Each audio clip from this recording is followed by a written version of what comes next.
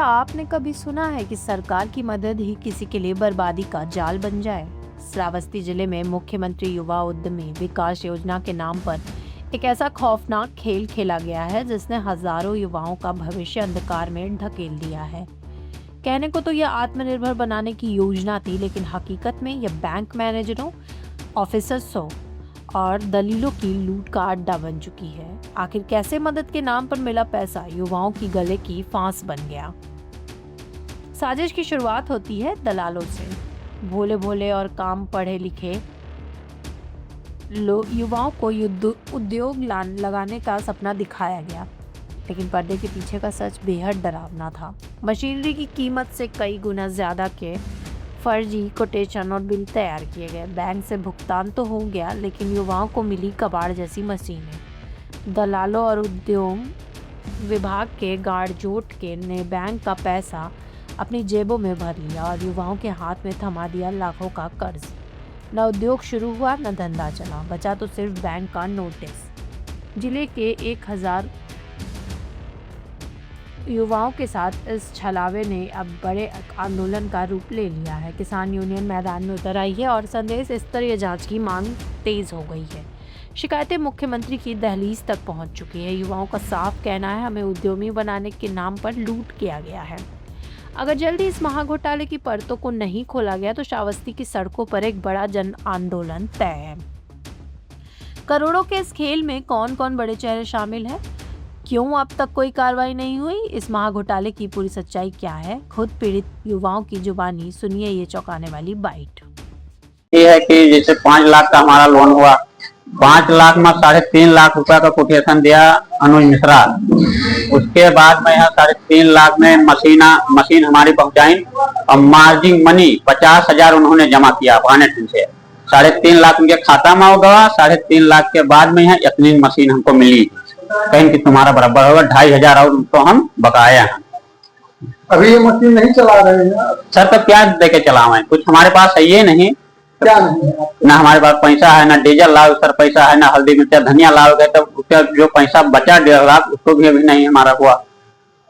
तो बैंक द्वारा कोई बताया जाता है कि आपको 3 लाख पहले मिलेगा या और जो पैसा है वो बाद में मिलेगा? नहीं सर, जैसे मैनेजर साहब से बात की थी, सर इसका डाल दो, कच्चा माल के पैसा हमारा डाल दो, हम इसको लाए चलावे, हल्दी मिर्चा धनिया लावे। तो कहीं की जैसे आप चलाओ पहले, लेकिन उसका बिल लाओ हमका दो, तब हम डालेंगे। तो हमारे पास सर होबे कर तो हम लोन काहे कराई? अब क्या आप मांग कर रहे हैं? मांग सर यही कर रहे हैं कि जैसे 3.5 लाख उनके खाता में गए, 50,000 उन्होंने जमा किया, 50,000 काट के 3 लाख का हमको हिसाब तो दें कि कितने कितने हमारी मशीन है। तो ये आपके साथ स्कैम किसी फर्म के द्वारा किया गया या बैंक? नहीं सर, वही अनुज मिश्रा ने कराया हमारा ये लोन।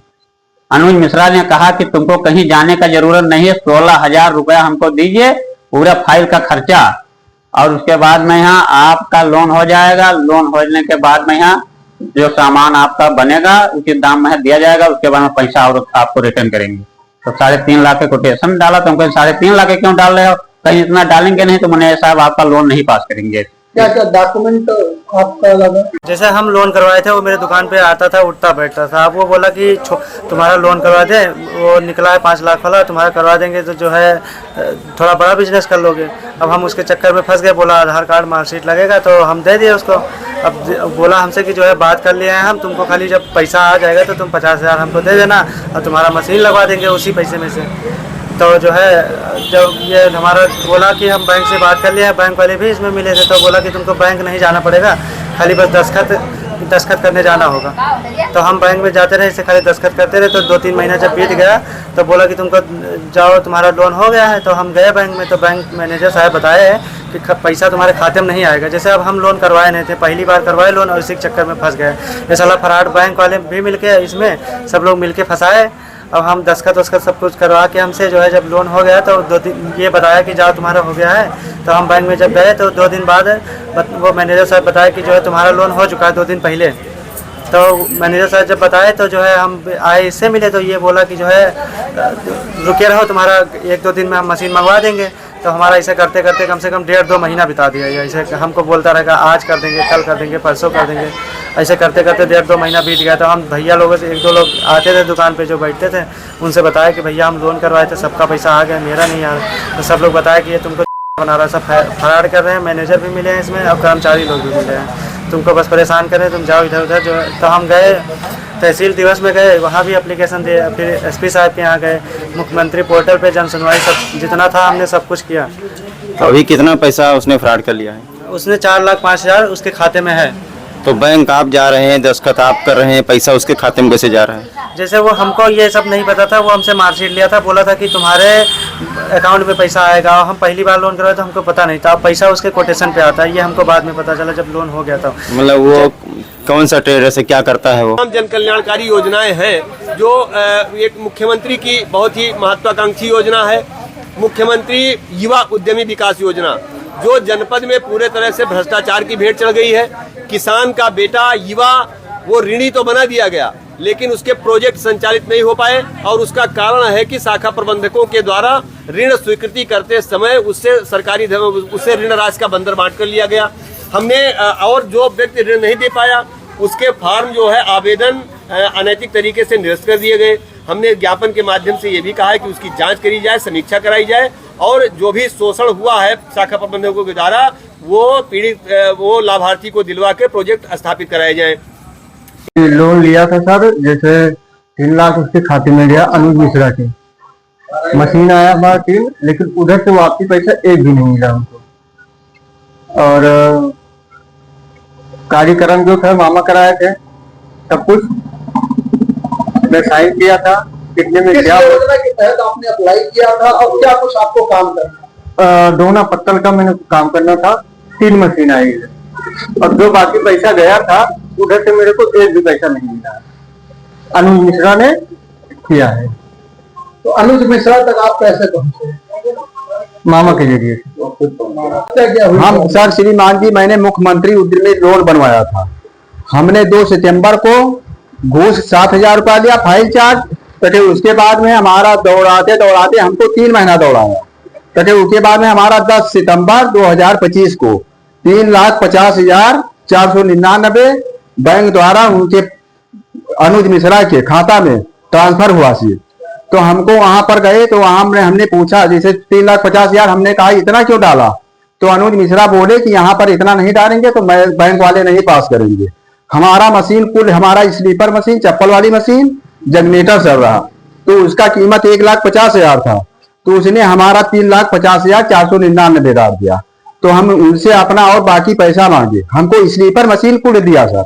हमसे एक मुन्ना हमारा 23 दिसंबर 2025 को सामान गिराए हमरे घर पर, लगभग 6:30 बजे गिराए और 24 दिसंबर को गिराए थे। तो हमसे दस्तखत उस पर कराया जेस्टिक बिल पर कि मैंने सामान प्राप्त किया। हमको नहीं पता था सर, हमारा फोटो खींचा, हमसे खींचा कि मालिक को दिखाना पड़ेगा कि सामान तुमने अंते तो नहीं गिरा।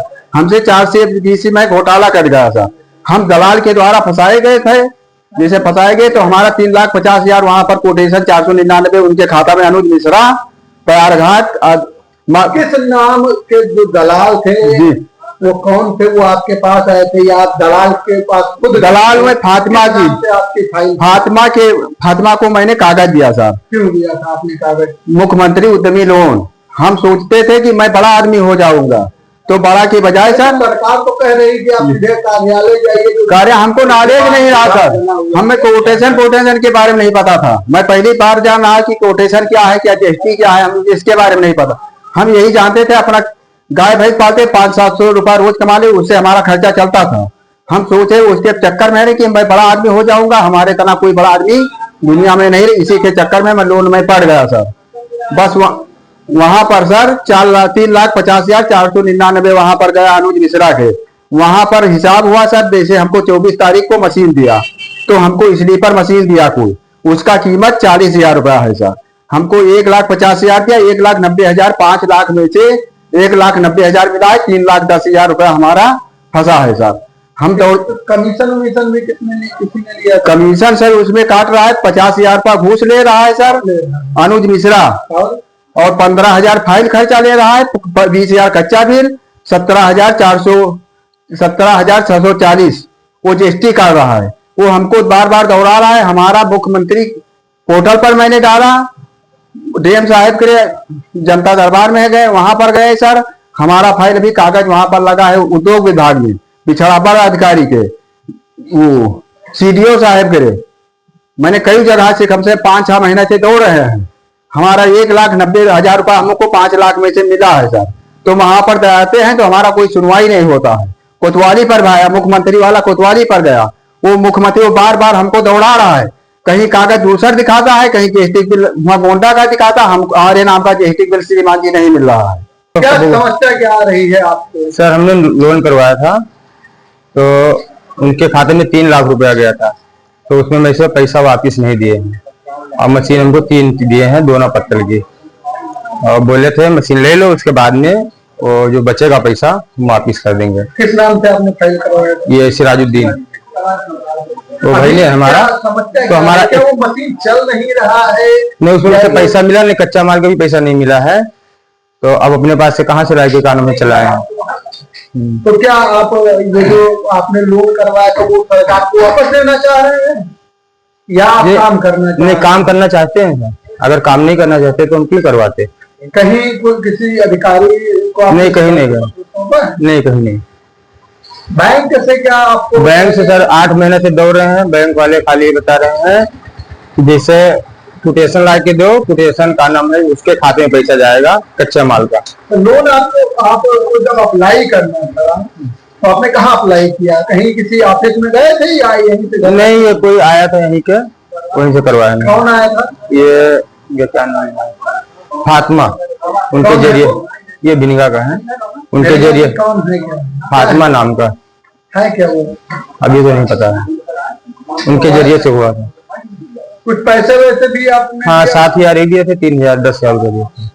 कितने परसेंट का कमीशन वगैरह भी कुछ बैंक द्वारा आपसे लिया गया था? नहीं 18% जीएसटी बताया, 18%। और कोई कमीशन?